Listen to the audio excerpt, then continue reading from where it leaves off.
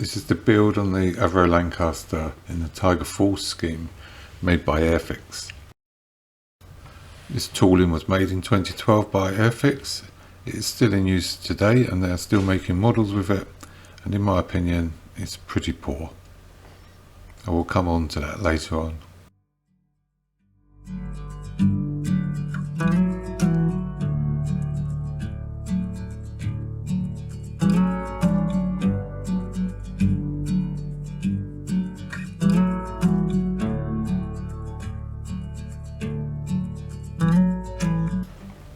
When making the Tiger Force model, you have to blank off the windows. At no point in the instructions does it say that the Tiger Force version of the kit, the windows must be blanked off in order to give it a more accurate representation.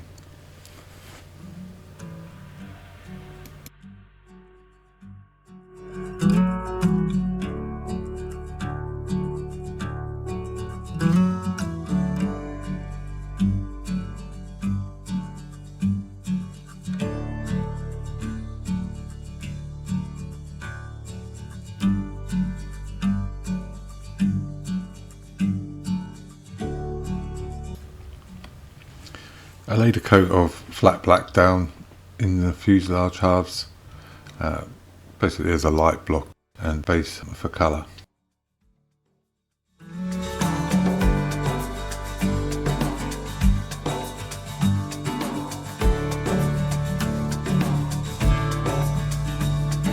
The fuselage and the hull went together fairly well.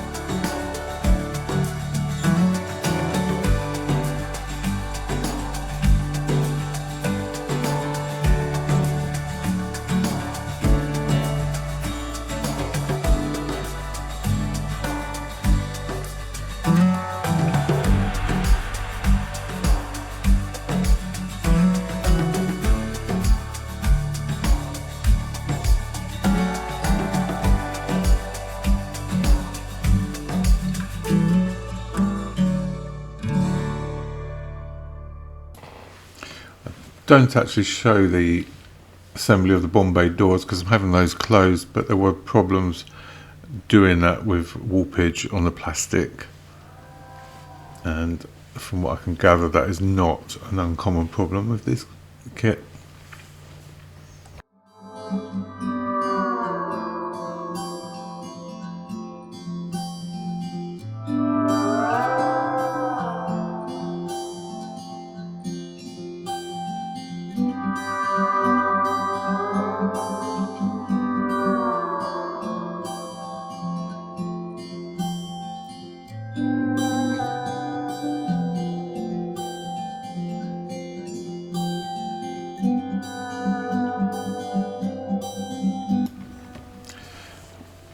It was at this point when I went into the blueprints for the panel lines and rivet detail that I realised how extremely poor the kit was moulded, with virtually any of the panel lines being in their correct places.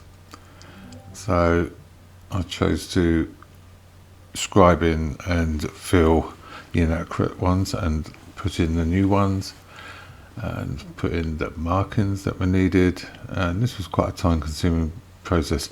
I appreciate that this is probably over the top for most people, but once I realised it just grated to look at these inaccuracies. I will also say that if I'd chosen the Revel kit, it was far more accurate.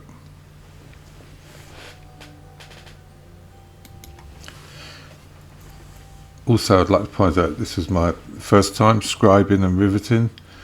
I suppose choosing the Lancaster Warbird to be your first project is a bit jumping in the deep end, but I did it and it was a learning curve, and I've learned a lot of stuff.